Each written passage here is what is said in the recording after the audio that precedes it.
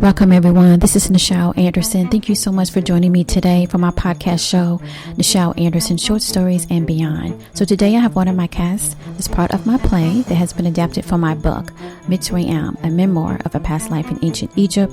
You can get that on Barnes & Noble or Amazon or any other bookstore that sells actually books, of course, that you can be able to get a copy of that. And so this particular play is a version from the timeline of the book, not necessarily going from the timeline of my podcast, which is before the time of Princess Amina. At any rate, so this particular cast member was cast for a role in the play. We had the date set earlier this year in 2020, but of course, everybody know 2020, what happened to that, so we had to push out the date. We also recently decided to I decided to just go ahead and do something more in the line of what's going on for people can be able to see it virtually, so that would be announced later. This particular interview with this particular talent happened prior, and I still wanted to release it as I'm getting close to making that announcement of where people can purchase tickets and see the play version of my production, which is MOLIAE. It went from the book Mitsrayim, a memoir, to a theatrical production, which is Moments of Love in Ancient Egypt, and then I shortened that to MOLIAE, which is basically Moments of Love in Ancient Egypt. And so for that retrospect, we're going to release that soon. But I want to be able to share a cast interview. You get to learn a lot of things, you get to connect, and I am releasing this on my other podcast show that I do that are released on Mondays, bi-monthly now, and to be able to give the audience that's following me either on that podcast show or this one an opportunity to hear another perspective of someone that overcome challenges or learn, or their successes or what have you. It's good to have good conversation. It's good soul food, right? And so I hope you enjoy this interview. I have a few more that I will release when we get to that time of announcing when my play will be available, that you can purchase tickets and view the play version. I am wrapping up the play. I had I would say my ex-mentor, in a sense, advised to say I should focus on a play for this production, and that never really was my focus. It wasn't my vision when I wrote the script back in 1995, and to me, and it's gonna be blunt, it was bad advice. It always came to me as to do this as a movie, a feature movie, and sometimes you trust the advice and you go with it. And then you also learn in life after you go through that, I should have trust my gut at that moment, But I could take that experience of going through all that, because it was very, very hard. That's another day, another time to get into that. But it was something that I wouldn't want to do that again. And then more I've looked at it going through this whole 2020 is that I should have never really listened to that advice and trusted that person to guide me in the right way, in the sense that Mitsrayim was always born to be a full feature movie, period. And that would explain all the hiccups and all the drama and all the other negativity that came around it going the path of the play version. So at any rate, my goal is to not only wrap this up, but to move forward. And I'm going to go full stream of those that believe in helping the 360, right? The goodness of life and the message that people create. And Mitsrayim is that. Mitsrayim, a memoir, my script. That's what it is. It's part of that, right? Because there are others. And my goal is to find the means or find the financial support, investors, so that dream can manifest and the message can be delivered. And that's what Mitsrayim, a memoir of a past life in ancient Egypt is. And that's what it translated into an actual, from a book to a theatrical production, MOLIAE. And that's it. So I kind of got off on that, but maybe it's a good thing, which I'm going to replay this again. And I hope you do too.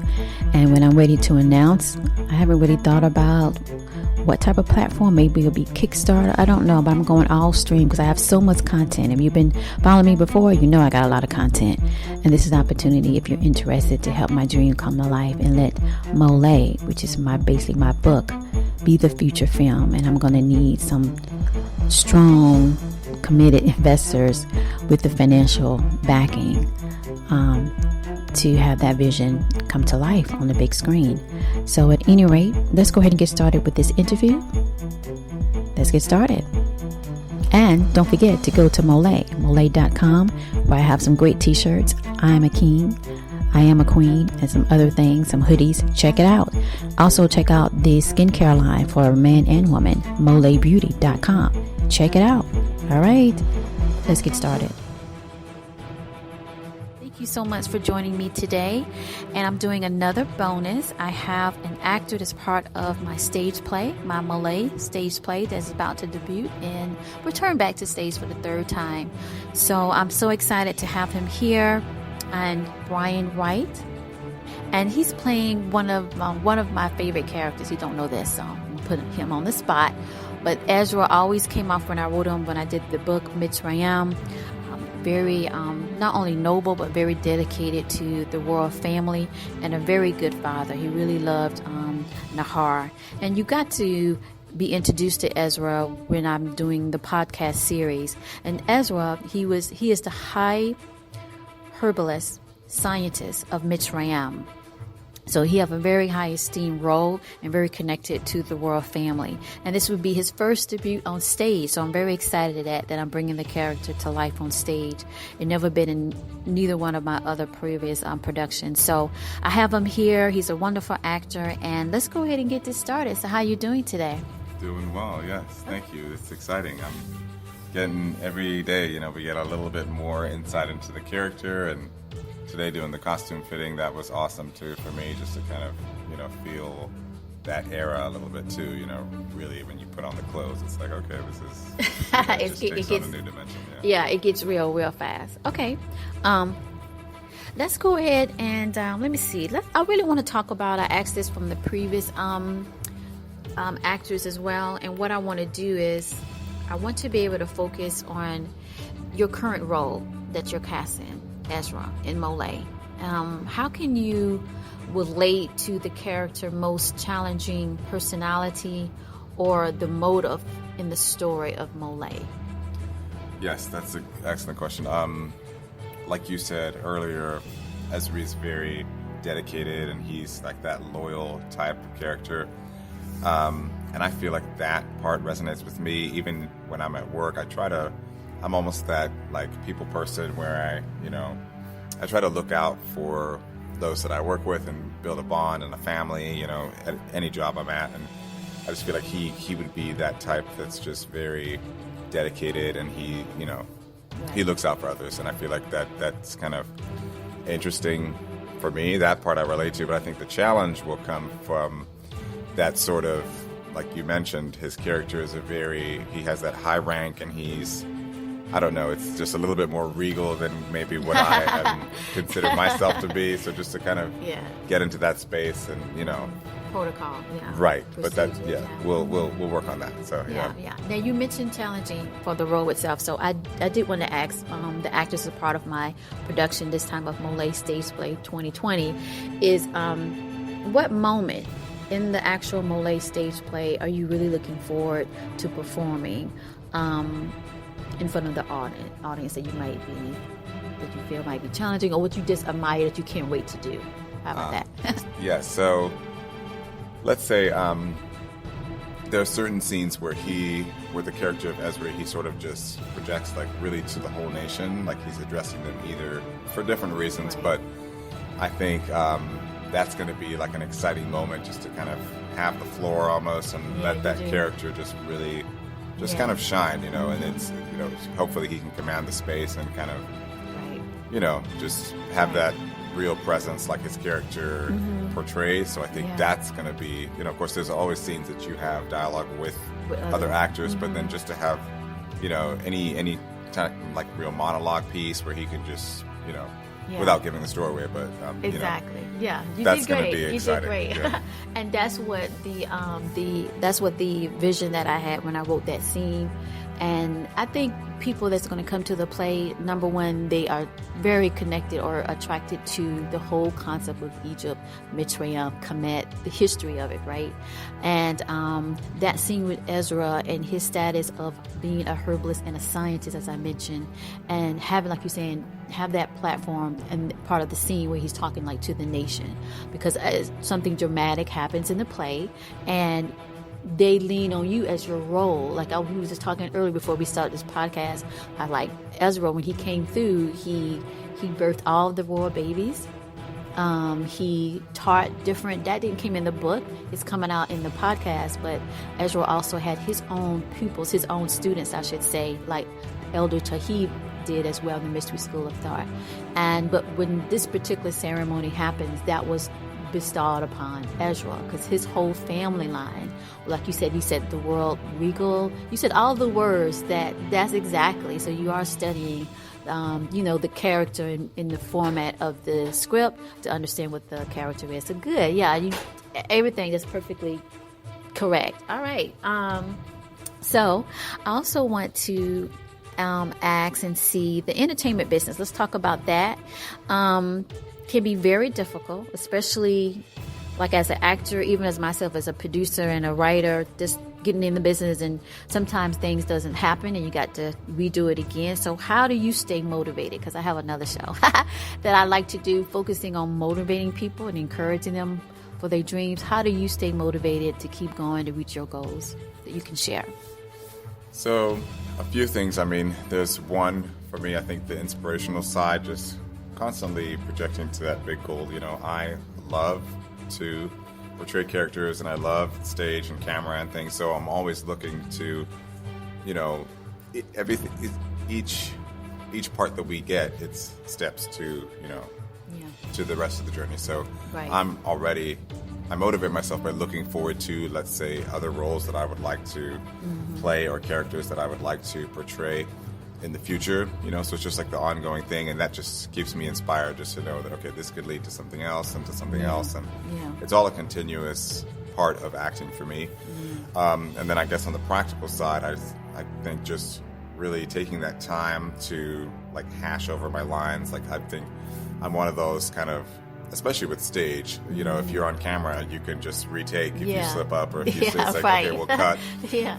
When it comes to the stage, it's going to be a little bit more, you have to have it rehearsed, and it has to be fluid, and then and a live audience on top of it. So it's like different components that can kind of, which of course are the exciting parts about it anyway. Yeah.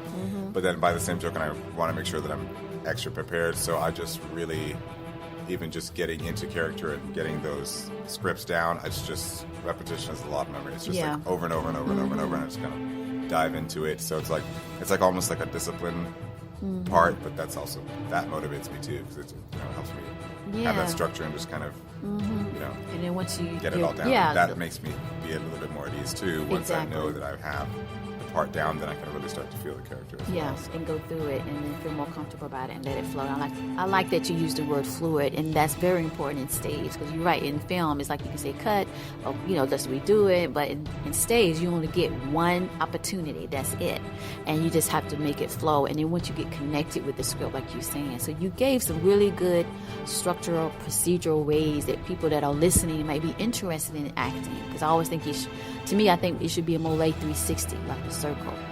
Whatever comes around, you give back out, and then you learn from it. So very good. Thank you so much for sharing that. Now, what is your phenomenal talent? We know you're an actor. Anything else you want to share? What else did you do that you enjoy, that you want to share? What would that be? And if you could get a sample if you sing. Well, I think singing is something that I eventually would like to do things with Broadway. Oh, okay. I would like to train my voice more to sing. Currently, some other random talents that I have that just wouldn't show. Growing up, my mother had a children's entertainment business, so we did a lot of specialty face painting. And then also balloon artistry. So these are some some of my little secret weapons, just kind of in my back and pocket. That's really getting popular now. Yes, and the especially with the fantasy face painting, it's something I haven't done in a while, but it's that sort of artistry. Yep. So there's a part of me that would like to do that. Maybe one day I'll be a fantasy makeup artist again. But that was something that I quite enjoyed. I also like to dance as well, in different styles, be it Bollywood or hip hop or Latin or just there's a lot of different. I love to move and bust a move. So hopefully we'll be able to tap into that at some point too. Yeah, and then I didn't know you do fantasy. I might have to get with you because I know you was here like a few moments ago. You was with the other actor doing the costume change. I was telling him that we're gonna have for the guards. They'll have like gold. Okay, I'm sharing this, but it's some type of gold type paint or whatever. But so we definitely. I didn't see how this works out when you do the 360. Yes. When you just think, you discover things that you don't even know, and wow, it comes right back around. All right, so we're gonna actually wrap this up. I hope you enjoyed this interview with Brian Whyte, the actor that's going to play Ezra, the herbalist. He's the father. I always say that on Facebook, the father of Nahar, and he's also, as I mentioned earlier, a teacher, a herbalist, a scientist, and he's going to be wonderful in the scenes that he's going to project. It's going to command center stage. So I hope you show up and buy your tickets at MOLIAE.yapsody. That's YAPSODY.com, or just go to MOLIAE.com/events. And that tells you everything about how you can get your tickets, and it takes you right to where you can purchase your tickets. All right, that wraps it up for the cast interview.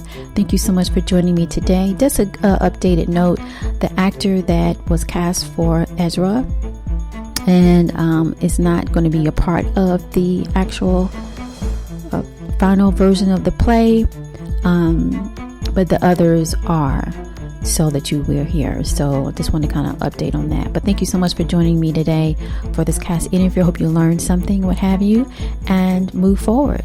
All right. Talk to you soon. Thank you for following my podcast. I appreciate you. Have a good one.